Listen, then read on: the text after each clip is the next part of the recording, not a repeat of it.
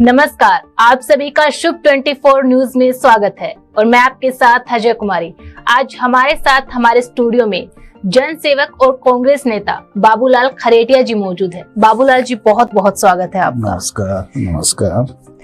बाबूलाल जी, जब हम आपका इंट्रोडक्शन हमारे दर्शकों को दे रहे थे तो सबसे पहले हमने एक शब्द यूज किया, वो था जन सेवक। फिर उसके बाद हमने कांग्रेस नेता बोला। तो ये जन सेवक से नेता तक आने का आपका सफर कैसा रहा? कैसे आपने वो सीढ़ियां चढ़ी? देखिए, मैं 30 साल हो गए मेरे को कांग्रेस पार्टी की सेवा करते हैं जी। तो 30 सालों में फिर मैंने अब जाके ये निर्णय लिया है कि पार्टी के साथ साथ हमें जनता की भी सेवा करनी चाहिए जी। तो तब से हमने मानस बना लिया कि हम जनता की सेवा करेंगे और किस मतलब इस तरह करेंगे, वो हमने उसी हिसाब से मानस बनाया है। जी। आपकी जो छवि है एक जन सेवक के रूप में बहुत मजबूत छवि है अभी आपकी, तो वो नेता जो अभी आप जो चुनाव भी लड़ेंगे आप विधानसभा का, तो उसमें वो जन सेवक की छवि कितनी मददगार साबित होगी आपके लिए? देखिए, मददगार तो बहुत अच्छी साबित होगी क्योंकि हमने जनता से हमेशा लगाव रखा है जी। और ये लगाव ही हमें प्रेरित कर रहा है जनता से जुड़ने के लिए जी। इसलिए हमने पूरा मानस बना लिया कि अब हम जनता की सेवा करेंगे जी। अभी आपने एक क्रिकेट प्रतियोगिता का आयोजन भी आप करवा रहे हैं, तो उसके पीछे मंशा क्या है? वो मतलब आपने क्या थॉट प्रोसेस आया कि आपने क्रिकेट का आयोजन करवा रहे हैं? देखिए, मैं करीब 3 साल से बगरू विधानसभा में घूम रहा हूँ जी। तो मैंने अच्छे मतलब जनता से संपर्क किया, नौजवानों से संपर्क किया। तो जब मुझे पता चला कि मतलब लोग बाग क्या चाहते हैं, नौजवान क्या चाहते हैं, नौजवानों की भावना थी कि यहाँ पे एक क्रिकेट प्रतियोगिता हो, मतलब बगरू विधानसभा लेवल की, जिसमें ग्राम पंचायत हो, नगर निगम के वार्ड हो और नगर पालिका के वार्ड हो जी। तो फिर मैंने नौजवानों से संपर्क किया तो उन्होंने अपनी भावनाएं रखी और मैं उनकी भावनाओं पे आगे अग्रसर कर रहा हूँ जी। बगरू जो विधानसभा क्षेत्र है वो एक छोटा क्षेत्र नहीं है, बहुत बड़ा क्षेत्र उधर से जगतपुरा की तरफ फैला हुआ है। तो जब आप बगरू की जनता के बीच में जाते हैं तो कौन सी समस्याएं जो है वहां से निकल कर आती है? देखिए, समस्या तो जैसे हमारे राजस्थान के लोकप्रिय मुख्यमंत्री जी ने मतलब पूरे राजस्थान में अच्छा विकास किया है, जनता की मतलब कोई समस्या नहीं छोड़ी। फिर भी मतलब कुछ समस्या है उनके लिए ये अपनी योजनाएं लागू कर दी है तो वो हम जनता तक पहुंचा रहे हैं, जिससे जनता ने मानस बना लिया है कांग्रेस को वोट देने के लिए जी। कांग्रेस ही रिपीट होगी जी। हमने समस्याओं की इसीलिए बात की बाबूलाल जी, क्योंकि जब हम जनता के बीच में जाते हैं, बगरू की जनता के बीच में, तो समस्याएं हैं खैर वहाँ पे, लेकिन एक समस्या है जो निकल के आती है, पानी की समस्या। क्योंकि अब बीसलपुर का जो प्रोजेक्ट है वो भी अब बगरू से जुड़ने वाला है, तो पानी की समस्या कितनी जल्दी सोल्व हो सकती है? देखिए, पानी की समस्या तो देखो पूरे राजस्थान की बनी हुई, पूरे मतलब देश की ही बनी हुई है, पर जल्द से जल्द बगरू विधानसभा की पानी की समस्या दूर हो जाएगी जी। आप विधानसभा का चुनाव लड़ते हैं, जीत जाते हैं, तो बगरू की जनता के काम करने के लिए कौन सी चीजें हैं जो सबसे पहले आपकी प्राथमिकता रहेंगी कि हमें ये कार्य सबसे पहले करना है? वो जनता का मानस देखेंगे, जनता क्या चाहती है, कौन सा विकास कार्य चाहती है, उसी हिसाब से हम मतलब विकास कार्य कराएंगे। जो अच्छा मतलब हो उसी को पहले हम उसमें रखेंगे जी। आज ही मुख्यमंत्री अशोक गहलोत ने जो है, प्रधानमंत्री ने जब लाल डायरी का मुद्दा उठाया तो उन्होंने बोला था कि प्रधानमंत्री मोदी जी लाल डायरी की बात ना करके लाल टमाटर और लाल सिलेंडर की बात करें। तो उस दिशा में सरकार किस तरीके से कार्य कर रही है? बिल्कुल, हमारे लोकप्रिय मुख्यमंत्री जी ने सही कहा कि लाल डायरी की बात नहीं करके लाल सिलेंडर की बात कीजिए, लाल टमाटर की बात कीजिए। देखो, लाल टमाटर की क्या रेट हो गई, आज आसमान छू रहे हैं, लाल सिलेंडर की क्या रेट हो गई, वो आसमान छू रहे हैं। तो लाल डायरी से कुछ भी नहीं है, ये तो केवल विपक्ष का मुद्दा है जो भ्रमित कर रहे हैं। बाकी अगर जनता का ध्यान मतलब देना है तो लाल टमाटर की तरफ, लाल सिलेंडर की तरफ दीजिए जी।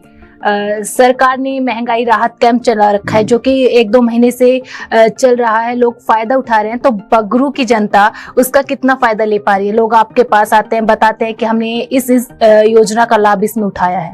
देखिए, जो मुख्यमंत्री जी ने जो ये जनता की योजनाएं दी है ना, उसका करीब 99% जनता फायदा उठा रही है जी। और 7 तक हो गया ये जी। सरकार अभी कुछ बिल 8 विधेयक जो है पारित किए हैं, जिनमें एक है पेंशन जो 28 से घटकर 25 अब उम्र से ही आपको पेंशन मिलने लग जाएगी जब सेवानिवृत्त आप होंगे। इसके अलावा ओपीएस जो ओल्ड पेंशन योजना है वो भी सरकार ने लागू कर रखी है।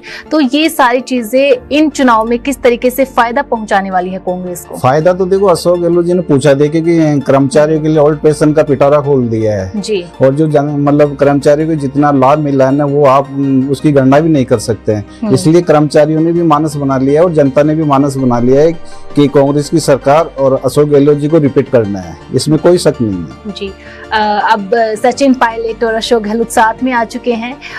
ये डुओ विपक्ष पर किस तरीके से भारी पड़ेगा? देखिए, पहले भी साथ ही थे और अब भी साथ ही, और चुनाव भी साथ मिलके ही लड़ेंगे, इसमें कोई किसी प्रकार कोई किंतु परंतु नहीं है। जी, आप बगरू विधानसभा से चुनाव लड़ने वाले हैं, तो उसको लेकर आपकी तैयारियां कितनी है? देखिए, हमारी तैयारी तो जोर शोरों से चल रही है, इसमें कोई वो नहीं है और संभव हुआ तो और इसको हम तेज करेंगे तैयारी को। जी, विपक्ष ने अभी एक आंदोलन चला रखा है, नहीं सहेगा राजस्थान, उसका इम्पैक्ट किस तरीके से देखते हैं आप? ऐसा कुछ नहीं है, इसका कोई इम्पैक्ट नहीं पड़ेगा। नहीं, क्या नहीं सहेगा, जनता को बहुत अच्छा लाभ हो रहा है जी, है तो जनता लाभ देगी। मतलब क्या नहीं सहेगा राजस्थान तो सही, बहुत अच्छा, मतलब वो प्रोग्रेस पे है। माननीय अशोक गहलोत जी ने अच्छी अच्छी योजनाएं दी है, किसी तरह की कोई वो नहीं रखी, कमी नहीं रखी, योजनाओं का पिटारा खोल रखा है जी। तो क्या सहेगा राजस्थान को तो बहुत कुछ मिल रहा है, राजस्थान की जनता को तो बहुत कुछ मिल रहा है जी, बिगर मांगे ही मिल रहा है। अशोक गहलोत जी ने, लोकप्रिय मुख्यमंत्री जी ने बहुत कुछ दे रहे हैं, बिगर मांगे ही दे रहे हैं। वो तो ये कहते हैं कि आप मांगते मांगते थक जाओगे, मैं देता देता नहीं थकूंगा। जी, आपका जैसे राजस्थान सरकार घोषणा पत्र लेके आती है कि हम अगर सरकार में आते हैं तो ये कार्य करेंगे। आप अगर बगरू से चुनाव लड़ते हैं और जीत जाते हैं तो आपका घोषणा पत्र जनता के लिए क्या होगा? बहुत कारगर साबित होगा। जो मतलब राजस्थान सरकार घोषणा पत्र लेके आएगी, उसी के माध्यम से हम वहाँ काम करेंगे, उन्हीं योजनाओं को उजागर करेंगे, वहाँ लागू भी करेंगे जी, और जनता को अधिक से अधिक लाभ देंगे। बाबूलाल जी, जो बगरू विधानसभा क्षेत्र है वो राजस्थान विधानसभा का एक बहुत ज्यादा हॉट सीट मानी जाती है और जैसा कि आप भी देख ही रहे होंगे कि वहां पर बहुत से लोग अपनी दावेदारी कर रहे हैं, कांग्रेस के भी बहुत से लोग दावेदारी कर रहे हैं, तो आप इसको किस तरीके से देखते हैं? देखिए, ये लोकतंत्र है और लोकतंत्र में सबका अधिकार है कि सब अपना अपना भाग्य आजमाओ, अपने मतलब क्षमता अपनाओ, तो सबको राइट्स हैं। और आप कह रहे हो कि ये बहुत बड़ी विधानसभा, बिल्कुल बहुत बड़ी विधानसभा है। इसमें 31 तो ग्राम पंचायत आती है, 22 से नगर पालिका वार्ड आते हैं और 20 नगर निगम वार्ड आते हैं, इसलिए ये बहुत बड़ी विधानसभा है जी। राहुल गांधी की जो भारत जोड़ो यात्रा थी, देखिए, जिसमें उन्होंने कहा था कि अब मोहब्बत की दुकान खोलेंगे हम लोग, तो वो भारत जोड़ो यात्रा का जो इम्पैक्ट इतने महीनों बाद बगरू की जनता के दिमाग पर रहेगा, छाप छोड़ी है उस भारत जोड़ो यात्रा ने? बिल्कुल बिल्कुल छोड़ी है, जनता के दिमाग में तो बिल्कुल एक तरह से भारत जोड़ो यात्रा का बहुत ही अच्छा मतलब छाप रहा है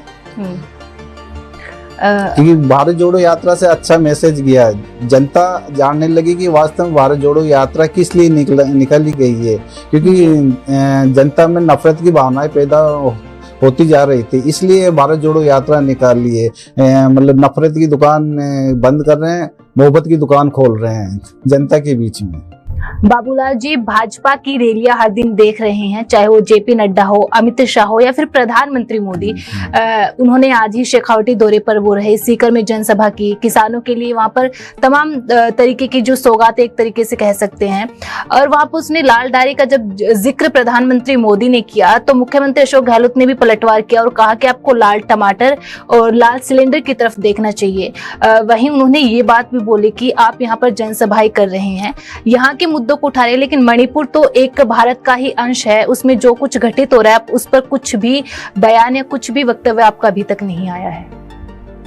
देखिए, अशोक गहलोत जी, मोदी जी ने जो लाल डायरी की चर्चा की तो अशोक गहलोत जी ने बिल्कुल सटीक जवाब दिया है। लाल सिलेंडर की तरफ देखिए, लाल टमाटर की तरफ देखिए। बिल्कुल मैं मोदी जी से और नड्डा जी से ये कहना चाहता हूँ कि आप रैलियां कम करके थोड़ा मणिपुर की तरफ भी ध्यान दीजिए जी। वहाँ की जनता नफरत की आग में जल रही है, हैं? संसद मौन तो मणिपुर का कौन? हाँ, संसद मौन तो मणिपुर का कौन?